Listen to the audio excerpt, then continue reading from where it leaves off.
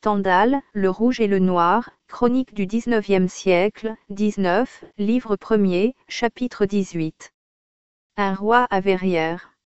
N'êtes-vous bon qu'à jeter là comme un cadavre de peuple, sans âme, et dont les veines n'ont plus de sang. Disque. De l'évêque, à la chapelle de Saint-Clément. Le 3 septembre, à 10 heures du soir, un gendarme réveilla tout Verrières en montant la grande rue au galop. Il apportait la nouvelle que Sa Majesté le roi de Triplex arrivait le dimanche suivant, et l'on était au mardi. Le préfet autorisait, c'est-à-dire demandait la formation d'une garde d'honneur. Il fallait déployer toute la pompe possible. Une estafette fut expédiée à Vergy. Monsieur de Rênal arriva dans la nuit, et trouva toute la ville en émoi. Chacun avait ses prétentions, les moins affairés louaient des balcons pour voir l'entrée du roi. Qui commandera la garde d'honneur? Monsieur de Rênal vit tout de suite combien il importait, dans l'intérêt des maisons sujettes à reculer, que monsieur de Moirod eût ce commandement. Cela pouvait faire titre pour la place de premier adjoint. Il n'y avait rien à dire à la dévotion de monsieur de Moirod, elle était au-dessus de toute comparaison, mais jamais il n'avait monté à cheval. C'était un homme de 36 ans, timide de toutes les façons, et qui craignait également les chutes et le ridicule. Le maire le fit appeler dès les 5 heures du matin. Vous voyez, monsieur, que je réclame vos avis, comme si déjà vous occupiez le poste auquel tous les honnêtes gens vous portent. Dans cette malheureuse ville les manufactures prospèrent, le parti libéral devient millionnaire, il aspire au pouvoir, il saura se faire des armes de tout. Consultons l'intérêt du roi, celui de la monarchie, et avant tout l'intérêt de notre sainte religion. À qui pensez-vous, monsieur, que l'on puisse confier le commandement de la garde d'honneur? Malgré la peur horrible que lui faisait le cheval, monsieur de Moirod finit par accepter cet honneur comme un martyr. Je saurai prendre un ton convenable, dit-il au maire. À peine restait-il le temps de faire arranger les uniformes qui 7 ans auparavant avaient servi lors du passage d'un prince du sang. À 7 heures, madame de Rênal arriva de Vergy avec Julien et les enfants. Elle trouva son salon rempli de dames libérales qui prêchaient l'union des partis, et venaient la supplier d'engager son mari à accorder une place au leur dans la garde d'honneur. L'une d'elles prétendait que si son mari n'était pas élu, de chagrin il ferait banqueroute. Madame de Rênal renvoya bien vite tout ce monde. Elle paraissait fort occupée. Julien fut étonné et encore plus fâché qu'elle lui fit un mystère de ce qui l'agitait. Je l'avais prévu, se disait-il avec amertume, son amour s'éclipse devant le bonheur de recevoir un roi dans sa maison. Tout ce tapage l'éblouit. Elle m'aimera de nouveau quand les idées de sa caste ne lui troubleront plus la cervelle. Chose étonnante, il l'en aima davantage. Les tapissiers commençaient à remplir la maison, il épia longtemps en vain l'occasion de lui dire un mot. Enfin il la trouva qui sortait de sa chambre à lui, Julien, emportant un de ses habits. Ils étaient seuls. Il voulut lui parler. Elle s'enfuit en refusant de l'écouter. Je suis bien sot d'aimer une telle femme, l'ambition la rend aussi folle que son mari. Elle l'était davantage, un de ses grands désirs, qu'elle n'avait jamais avoué à Julien de peur de le choquer, était de le voir quitter, ne fût-ce que pour un jour, son triste habit noir. Avec une adresse vraiment admirable chez une femme si naturelle, elle obtint d'abord de monsieur de Moirod, et ensuite de monsieur le sous-préfet de Maugiron, que Julien serait nommé garde d'honneur de préférence à 5 ou 6 jeunes gens, fils de fabricants fort aisés, et dont 2 au moins étaient d'une exemplaire piété. Monsieur Valenod, qui comptait prêter sa calèche aux plus jolies femmes de la ville et faire admirer ses beaux Normands, consentit à donner un de ses chevaux à Julien, l'être qu'il haïssait le plus. Mais tous les gardes d'honneur avaient à eux ou d'emprunt quelqu'un de ces beaux habits bleus de ciel avec 2 épaulettes de colonel en argent, qui avaient brillé 7 ans auparavant. Madame de Rênal voulait un habit neuf, et il ne lui restait que 4 jours pour envoyer à Besançon, et en faire revenir l'habit d'uniforme, les armes, le chapeau, etc., tout ce qui fait un garde d'honneur. Ce qu'il y a de plaisant, c'est qu'elle trouvait imprudent de faire l'habit de Julien à Verrières. Elle voulait le surprendre, lui et la ville. Le travail des gardes d'honneur et de l'esprit public terminé, le maire eut à s'occuper d'une grande cérémonie religieuse. Le roi de Triplex ne voulait pas passer à Verrières sans visiter la fameuse relique de Saint Clément que l'on conserve à Bray-le-Haut, à une petite lieue de la ville. On désirait un clergé nombreux, ce fut l'affaire la plus difficile à arranger. Monsieur Maslon, le nouveau curé, voulait à tout prix éviter la présence de Monsieur Chélan. En vain, Monsieur de Rênal lui représentait qu'il y aurait imprudence. Monsieur le marquis de la Mole, dont les ancêtres ont été si longtemps gouverneurs de la province, avait été désigné pour accompagner le roi de Triplex. Il connaissait depuis 30 ans l'abbé Chélan. Il demanderait certainement de ses nouvelles en arrivant à Verrières, et s'il le trouvait disgracié, il était homme à aller le chercher dans la petite maison où il s'était retiré, accompagné de tout le cortège dont il pourrait disposer. Quel soufflet! Je suis déshonoré ici et à Besançon, répondait l'abbé Maslon, s'il paraît dans mon clergé. Un janséniste, grand Dieu! Quoi que vous en puissiez dire, mon cher abbé, répliquait Monsieur de Rênal, je n'exposerai pas l'administration de Verrières à recevoir un affront de Monsieur de la Mole. Vous ne le connaissez pas, il pense bien à la cour, mais ici, en province, c'est un mauvais plaisant satirique, moqueur, ne cherchant qu'à embarrasser les gens. Il est capable, uniquement pour s'amuser, de nous couvrir de ridicule aux yeux des libéraux. Ce ne fut que dans la nuit du samedi au dimanche, après 3 jours de pourparlers, que l'orgueil de l'abbé Maslon plia devant la peur du maire qui se changeait en courage. Il fallut écrire une lettre mielleuse à l'abbé Chélan, pour le prier d'assister à la cérémonie de la relique de Bray-le-Haut, si toutefois son grand âge et ses infirmités le lui permettaient. Monsieur Chélan demanda et obtint une lettre d'invitation pour Julien qui devait l'accompagner en qualité de sous-diacre. Dès le matin du dimanche, des milliers de paysans, arrivant des montagnes voisines, inondèrent les rues de Verrières. Il faisait le plus beau soleil. Enfin, vers les 3 heures, toute cette foule fut agitée, on apercevait un grand feu sur un rocher à 2 lieues de Verrières. Ce signal annonçait que le roi venait d'entrer sur le territoire du département. Aussitôt le son de toutes les cloches et les décharges répétées d'un vieux canon espagnol appartenant à la ville marquèrent sa joie de ce grand événement. La moitié de la population monta sur les toits. Toutes les femmes étaient au balcon. La garde d'honneur se mit en mouvement. On admirait les brillants uniformes, chacun reconnaissait un parent, un ami. On se moquait de la peur de Monsieur de Moirod, dont à chaque instant la main prudente était prête à saisir l'arçon de sa selle. Mais une remarque fit oublier toutes les autres, le premier cavalier de la 9e file était un fort joli garçon, très mince, que d'abord on ne reconnut pas. Bientôt un cri d'indignation chez les uns, chez d'autres le silence de l'étonnement annoncèrent une sensation générale. On reconnaissait dans ce jeune homme, montant un des chevaux normands de Monsieur Valenod, le petit Sorel, fils du charpentier. Il n'y eut qu'un cri contre le maire, surtout parmi les libéraux. Quoi, parce que ce petit ouvrier déguisé en abbé était précepteur de ces marmots, il avait l'audace de le nommer garde d'honneur, au préjudice de tels et tels, riches fabricants. Ces messieurs, disait une dame banquière, devraient bien faire une avanie à ce petit insolent, né dans la crotte.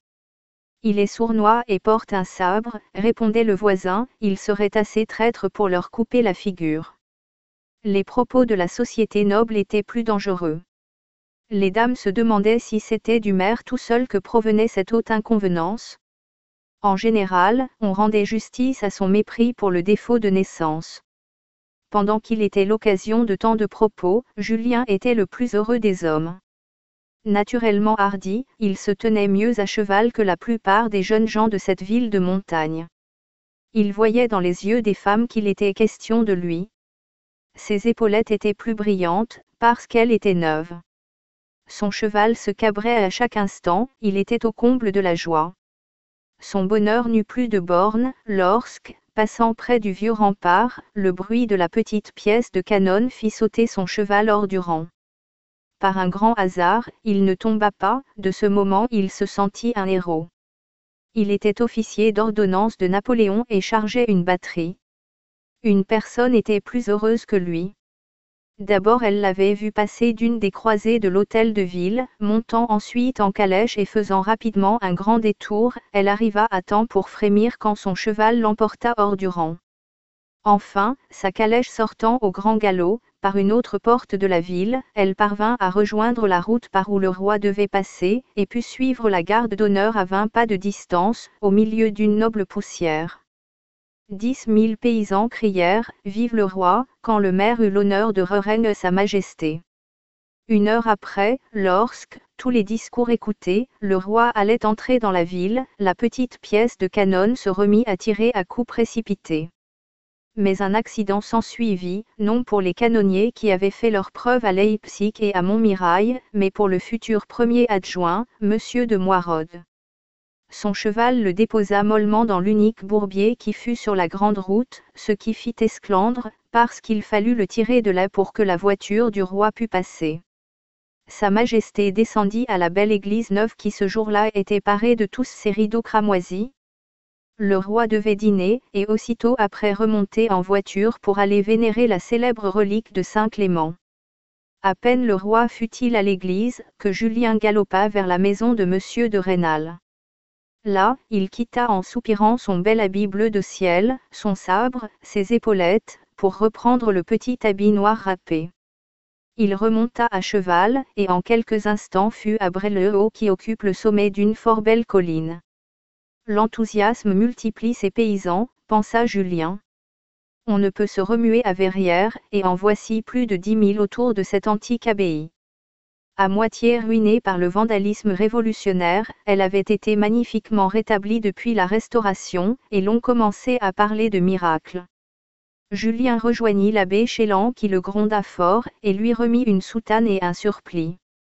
Il s'habilla rapidement et suivit Monsieur Chélan qui se rendait auprès du jeune évêque d'Agde. C'était un neveu de Monsieur de la Mole, récemment nommé, et qui avait été chargé de montrer la relique au roi. Mais l'on ne put trouver cet évêque. Le clergé s'impatientait. Il attendait son chef dans le cloître sombre et gothique de l'ancienne abbaye. On avait réuni 24 curés pour figurer l'ancien chapitre de Bray-le-Haut, composé avant 1789 de 24 chanoines. Après avoir déploré pendant 3/4 d'heure la jeunesse de l'évêque, les curés pensèrent qu'il était convenable que Monsieur le doyen se retirât vers Monseigneur pour l'avertir que le roi allait arriver, et qu'il était instant de se rendre aux chures. Le grand âge de Monsieur Chélan l'avait fait doyen, malgré l'humeur qu'il témoignait à Julien, il lui fit signe de suivre. Julien portait fort bien son surplis. Au moyen de je ne sais quel procédé de toilette ecclésiastique, il avait rendu ses beaux cheveux bouclés très plats, mais, par un oubli qui redoubla la colère de Monsieur Chélan, sous les longs plis de sa soutane on pouvait apercevoir les éperons du garde d'honneur.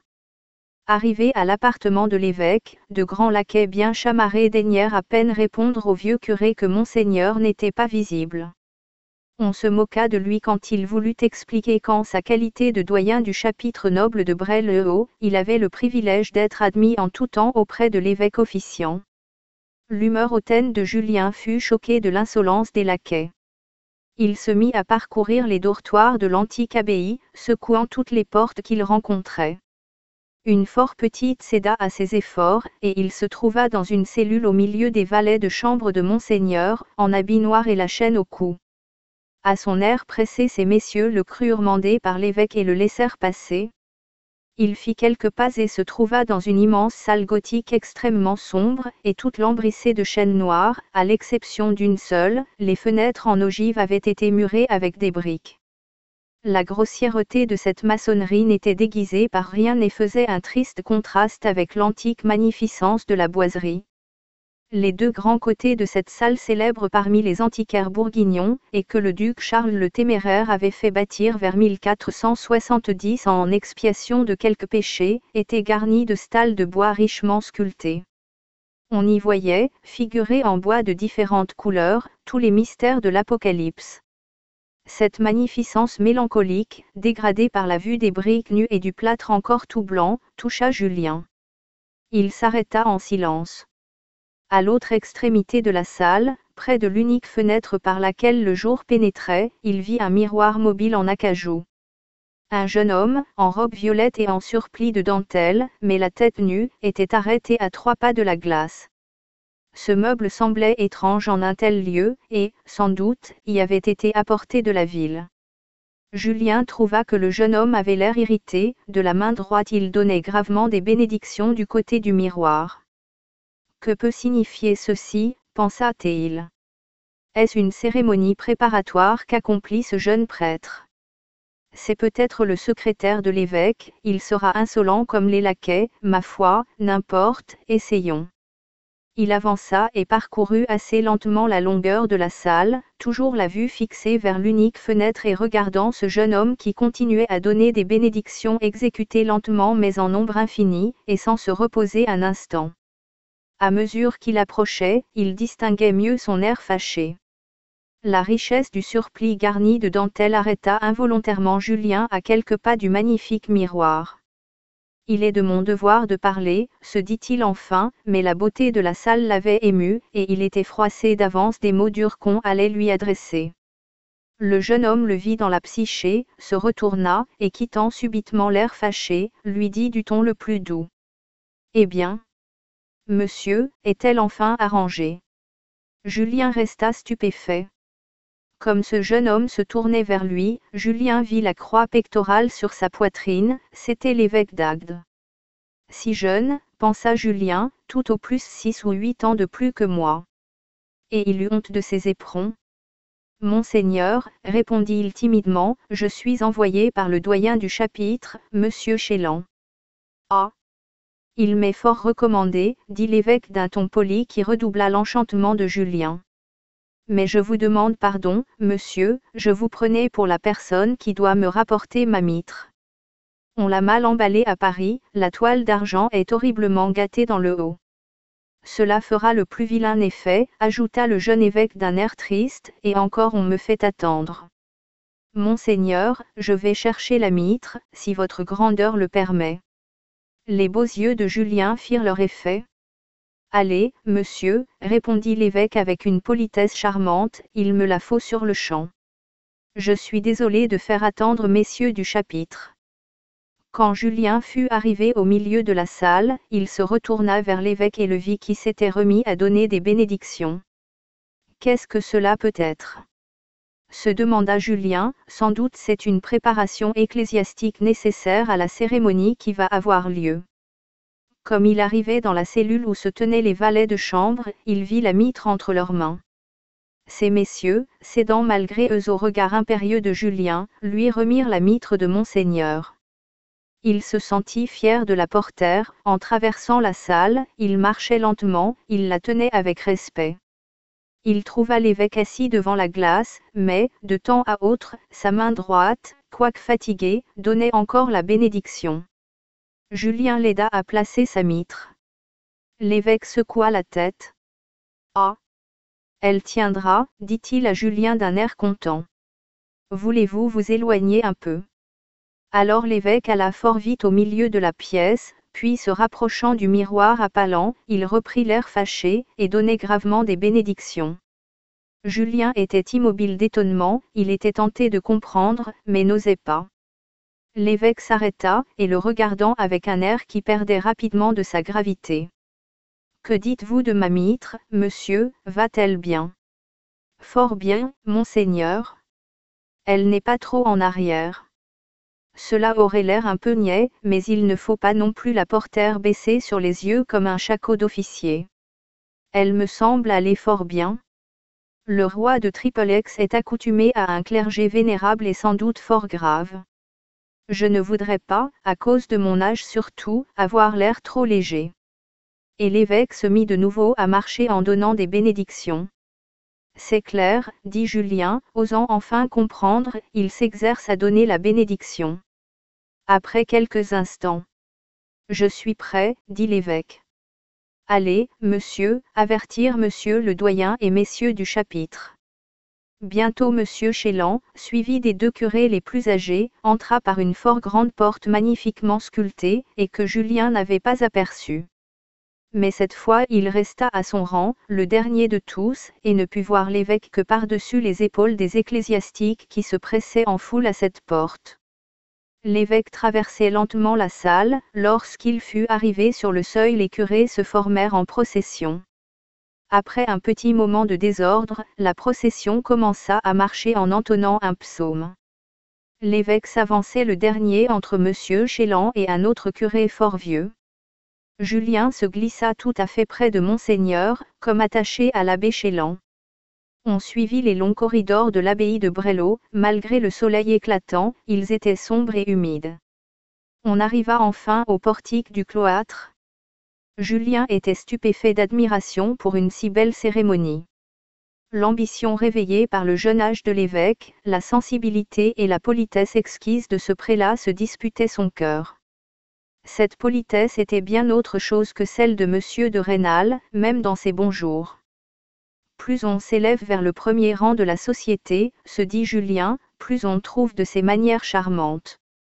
On entrait dans l'église par une porte latérale. Tout à coup un bruit épouvantable fit retentir ses voûtes antiques. Julien crut qu'elles s'écroulaient.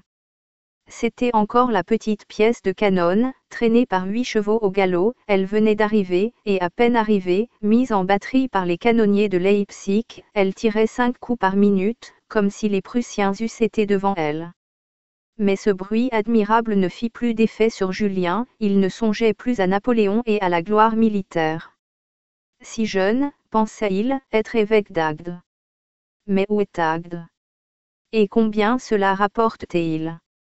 2 ou 300 000 francs peut-être. Les laquais de Monseigneur parurent avec un dais magnifique. M. Chélan prit l'un des bâtons, mais dans le fait ce fut Julien qui le porta. L'évêque se plaça dessous. Réellement, il était parvenu à se donner l'air vieux. L'admiration de notre héros n'eut plus de bornes.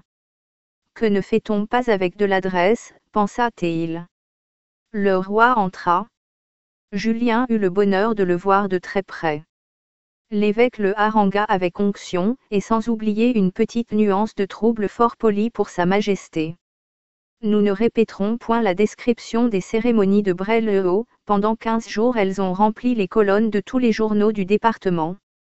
Julien apprit, par le discours de l'évêque, que le roi descendait de Charles le Téméraire. Plus tard il entra dans les fonctions de Julien de vérifier les comptes de ce qu'avait coûté cette cérémonie.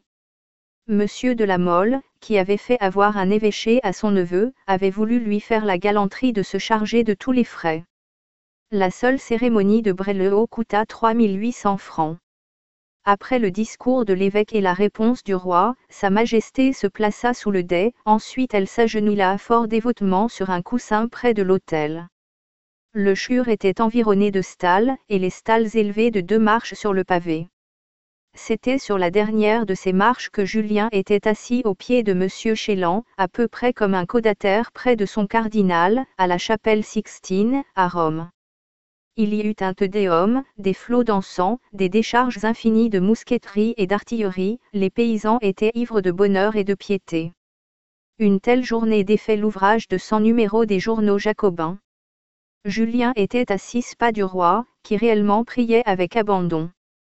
Il remarqua pour la première fois un petit homme au regard spirituel et qui portait un habit presque sans broderie. Mais il avait un cordon bleu de ciel par-dessus cet habit fort simple.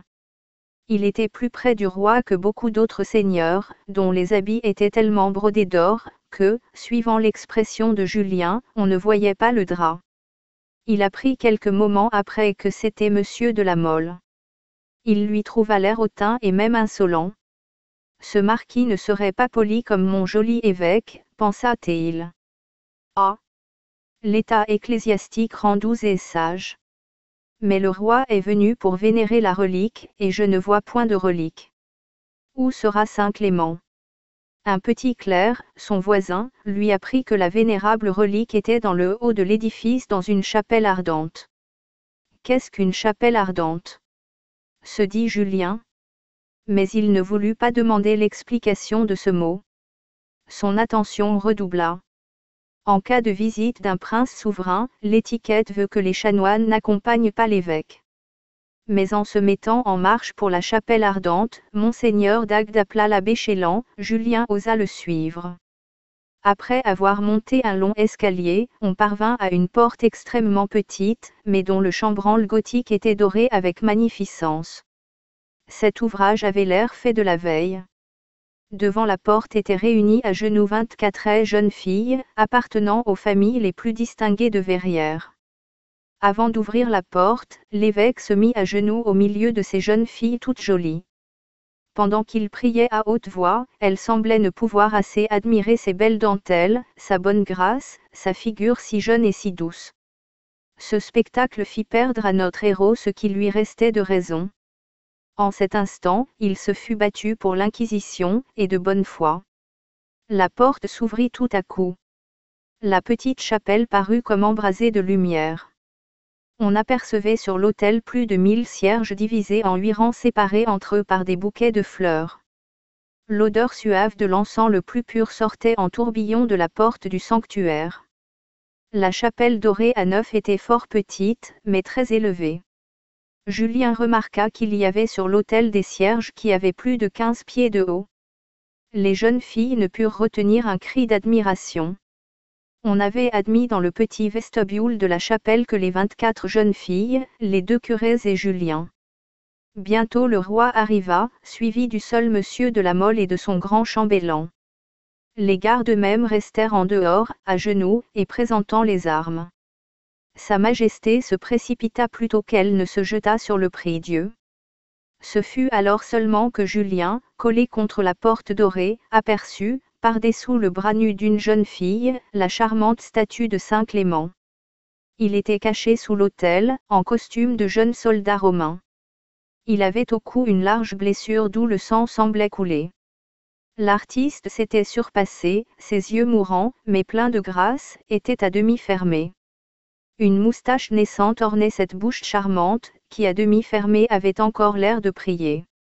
À cette vue, la jeune fille voisine de Julien pleura à chaudes larmes, une de ces larmes tomba sur la main de Julien. Après un instant de prière dans le plus profond silence, troublé seulement par le son lointain des cloches de tous les villages à 10 lieues à la ronde, l'évêque d'Agde demanda au roi la permission de parler. Il finit un petit discours fort touchant par des paroles simples, mais dont l'effet n'en était que mieux assuré.